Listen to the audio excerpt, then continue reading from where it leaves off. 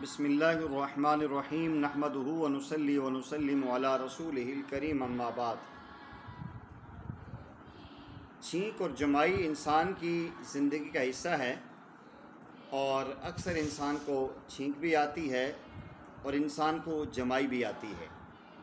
پیارے آقا کریم صلی اللہ علیہ وسلم فرماتے ہیں کہ اللہ تعالیٰ چھینک کو پسند کرتے ہیں اور جمائی کو پسند نہیں کرتے، کیونکہ جمائی شیطان کی طرف سے ہے۔ تو چھینک اور جمائی کے چند آداب ہیں جو پیارے آقا کریم صلی اللہ علیہ وسلم کی احادیث میں ملتے ہیں، وہ آپ کے سامنے پیش کرتا ہوں تاکہ اللہ تعالیٰ اس عمل میں بھی نبی پاک صلی اللہ علیہ وسلم کی کامل اتباع کی ہمیں توفیق نصیب فرمائے۔ تو سامعین قابل ذی وقار، جب بھی انسان کو چھینک آئے اس کو چاہیے کہ اپنے منہ پہ ہاتھ رکھ لے یا اپنے چہرے کو کپڑے سے ڈھانک دے،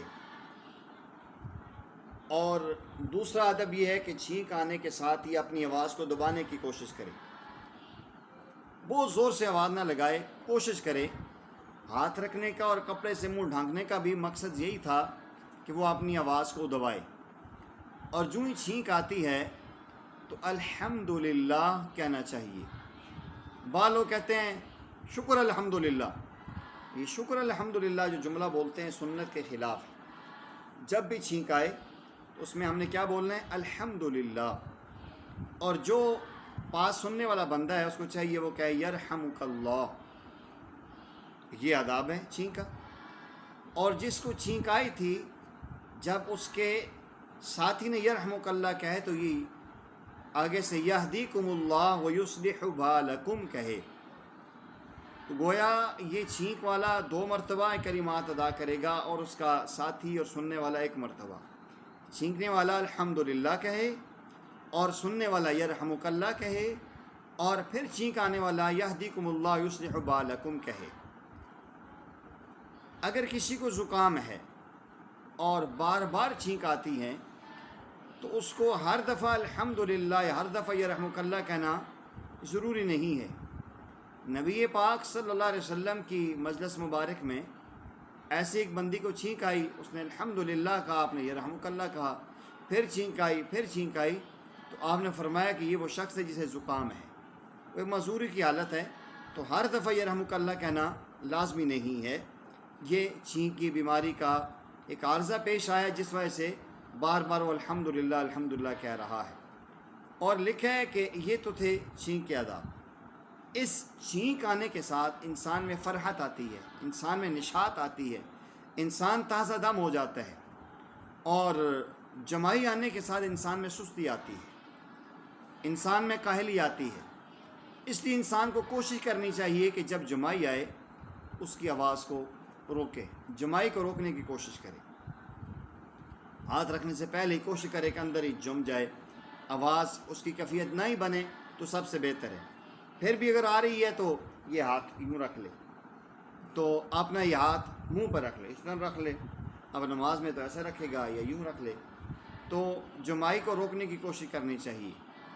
اور ایسے ہی جمائی لیتے ہوئے آواز نہیں نکالنی چاہیے۔ بعض لوگ ایسے سستی میں آواز نکالتے ہیں، ہاں ایسے ہو رہا ہوتا ہے، انسان کی عجیب سی شکل بنتی ہے، اور حدیث کا مفہوم ہے کہ اس کو دیکھ کر شیطان خوش ہوتا ہے۔ تو ہم نے نبی پاک صلی اللہ علیہ وسلم کو خوش کرنا ہے، ہم نے شیطان کو خوش نہیں کرنا۔ میری زندگی کا مقصد مولا تیرے دین کی سرفرازی، میں اسی کے لیے مومن اور اسی کے لیے نمازی۔ تو ہمارے زندگی کا مقصد اللہ کے دین کی سرفرازی ہونی چاہیے، نبی پاک صلی اللہ علیہ وسلم کی سنت کو عام کرنے کا جذبہ ہونا چاہیے۔ تو ہم کوشش کریں کہ جب ہم چست رہیں گے، ہمتن گوش رہیں گے اور ہماری توجہ ہوگی تو شیطان ہمیں وسوسہ اور جمائی نہیں لا سکے گا۔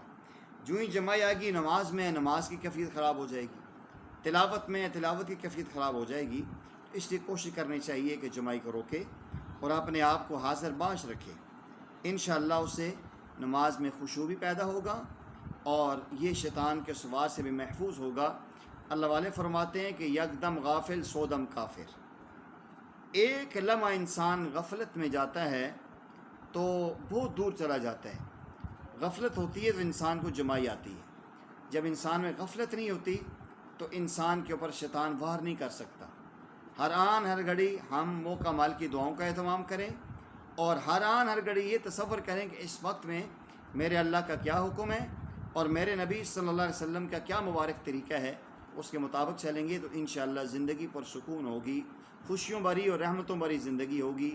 اللہ جل جلالہ مجھے آپ کو چھینک اور جمائی کے آداب کو ملوز خاطر رکھتے ہوئے اس پر عمل کر کے نبی پاک صلی اللہ علیہ وسلم کی سنت کو بھی زندہ کرنے کی توفیق عطا فرمائے۔ وما علینا الا البلاغ المبین۔